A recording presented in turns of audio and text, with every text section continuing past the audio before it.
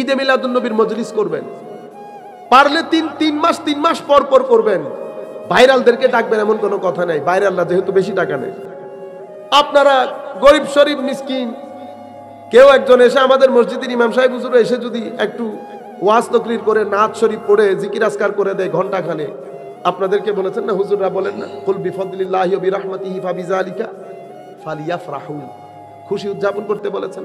কেন বলেছেন? আমি অনেক চিন্তা ভাবনা করেছি এই জায়গার মধ্যে এসে। ফালিয়াফরাহু কেন বলা হলো? ফালিউসাল্লু কেন বলা হলো না? ফালিয়াসুমু কেন বলা হলো? রোজার কথা বলে নাই, সালাতের কথা বলে নাই, সদকা দেওয়ার কথা বলে নাই, অথচ এগুলো বলতে পারতেন। ফালিয়াফরাহুর কথা কেন বলেছে?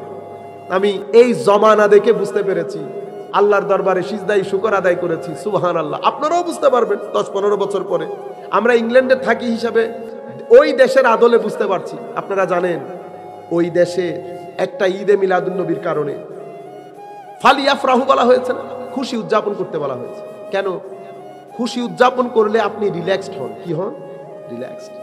যখন আপনি রিল্যাক্সড হন মেন্টালি, আপনি জানেন আপনার থেকে কি পরিমাণ প্রেসার দূর হয়ে যায়। যেই প্রেসারগুলা দূর করার জন্য পশ্চিমা বিশ্ব মাসে কোটি কোটি কোটি ডলার খরচ করে, সেই ধরনের প্রেসার দূর করেছেন এক ঈদে মিলাদুন নবীর মাহফিল দিয়ে। ফালিয়াফরাহু, ফালিয়াফরাহু। আজীব বিষয়। আমি চিন্তা করতে করতে এই জায়গার মধ্যে এসে জমা হয়েছি। কেন? আপনারা ফিল করতে পারবেন সেটা। ঈদে মিলাদুন নবীর 2 মাস আগ থেকে আপনাদের মধ্যে একটা টেনশন ছিল না? যখন মানুষ কোনো একটা কাজ নিয়ে থাকে তখন মানুষের মধ্যে ব্যাড টেনশন হয় না, যেগুলা প্রেসার ক্রিয়েট করে মানুষ স্ট্রোক করে, মানুষের অ্যাটেনশনকে ডাইভার্ট করে রাখে। অতঃপর ঈদে মিলাদুন নবীর মজলিস দেখে রিল্যাক্সড হয়ে যায়। সকালে যখন ঘুম থেকে উঠেন কেমন লাগে? সুবহানাল্লাহ, দারুণ মাহফিল। এটার ফ্লেভার থেকে যায় আরো 1 মাস, মোটামুটি 3 মাস। যেই 3 মাসে মানুষকে ডিপ্রেশন মুক্ত রাখার জন্য পশ্চিমা বিশ্ব কোটি কোটি কোটি ডলার খরচ করে, সেই ধরনের ডিপ্রেশন থেকে আমাদেরকে মুক্ত রেখেছে ঈদে মিলাদুন নবী। এক ঈদে মিলাদুন নবী।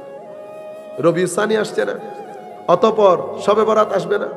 উম্মতের আইম্মায়ে কেরাম যখন কোনো জিনিসের উপর ঐক্যমত্য পোষণ করেন, সেটার উপর আল্লাহর কুদরতির হাত থাকে। সেটার উপর কি থাকে? মওলায়ে করিম কুদরতির হাত রাখেন। মানে আমিও আছি তোমাদের সাথে, আমিও আছি তোমাদের সাথে। সে কেন? তো এই হাত কুদরতির হাতের কারণে। আবার আপনারা বলবেন আল্লাহর হাত আছে, এখন নতুন নতুন রোগ শুরু হয়েছে। আল্লাহর হাত আছে, নতুন নতুন ছেলে কোত্থেকে এই জিনিসগুলা নিচ্ছেন, কি বলছেন আপনারা জানেনও না। এটা ইহুদিদের আকীদা, শরীরবাদী আকীদা। এটা উম্মতে মুসলিমার আকীদা না। উম্মতে মুসলিমার আকীদা লাইসা কামিসলিহি শাই, লাইসা কামিসলিহি শাই। যাই হোক, লা তাজতামিউ উম্মতি আলা দালালা, আলা দালালা। উম্মত কোন কিসিমের পথভ্রষ্টতার উপর ঐক্যমত্য পোষণ করবে না। উম্মত বলতে উম্মতের স্কলাস্টিক বডি, কোন কিছু। স্কলাস্টিক বডি মানে হচ্ছে শিক্ষিত শ্রেণী, যাদেরকে আমরা ইমাম বলি, মুহাদ্দিস বলেন, মুফতি বলেন, মুফাসসির বলেন, আউলিয়ায়ে কেরাম বলেন। সবাই মিলে কোনো একটা পথভ্রষ্টতা, কোনো একটা বেদাত, এটার উপর একমত হবে না। কেন? আমার নবী বলছেন কারণ হচ্ছে আমার আল্লাহর কুদরতির হাত থাকে, আমার আল্লাহর কুদরতি হাত থাকে।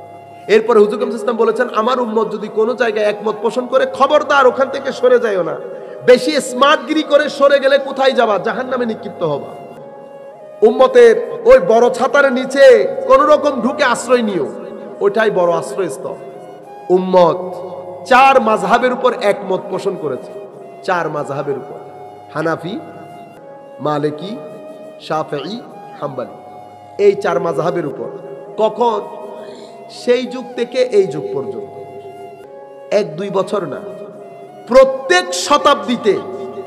আজকে 21, পিছনে যাইতে থাকেন, রিভার্স করতে করতে করতে করতে করতে 1200 বছর আগে চলে যান।